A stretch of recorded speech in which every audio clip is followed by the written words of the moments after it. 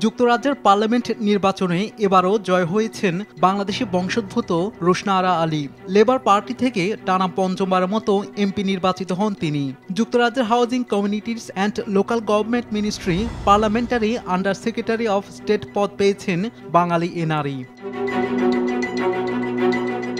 কিন্তু এবার নির্বাচনী মাঠে টিকে থাকতে তাকে হত্যার হুমকির মতো কঠিন পরিস্থিতি মোকাবেলা করতে হয়েছে। তিনি অভিযোগ করেন, ক্রমাগত হত্যার হুমকি এবং ভোটারদের ভয় ভীতি দেখানো হয়েছে।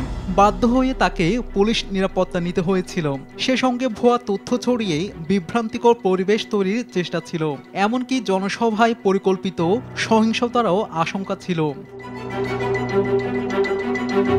তার অফিসে পাঠানো একটি চিঠি আন্তর্জাতিক সংবাদ মাধ্যম বিবিসি দেখেছে। ওই চিঠিতে কয়েকদিনের মধ্যে তাকে পেটানো ও হত্যা করা হবে বলে জানানো হয়। তিনি বলেন, অফিসের বাইরে ঘন ঘন বিক্ষোভ করা হচ্ছিল এবং ব্যক্তিগতভাবেও তাকে হুমকি দেওয়া হয়েছিল।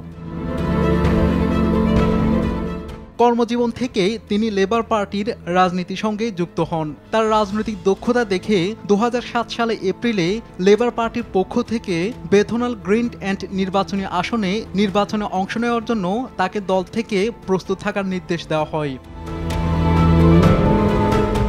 পরবর্তীতে 2010 সালে ব্রিটেনের জাতীয় নির্বাচনে লেবার পার্টি থেকে নির্বাচনে অংশগ্রহণ করেন। নির্বাচনে লেবার পার্টির ভরাডুবি হলেও বিপুল ভোট পেয়ে এমপি নির্বাচিত হন বাংলাদেশি মেয়ে রোশনা আরা আলী। ইতিহাসে ব্রিটিশ পার্লামেন্টে প্রথম বাংলাদেশি এমপি হিসেবে গৌরব অর্জন করেন রোশনা আরা আলী। শুধু তাই নয়, টরি সরকারের আমলে তিনি ছায়ামন্ত্রিত্বের দায়িত্ব পালন করেন। শাহাদাত শাওন, RTV।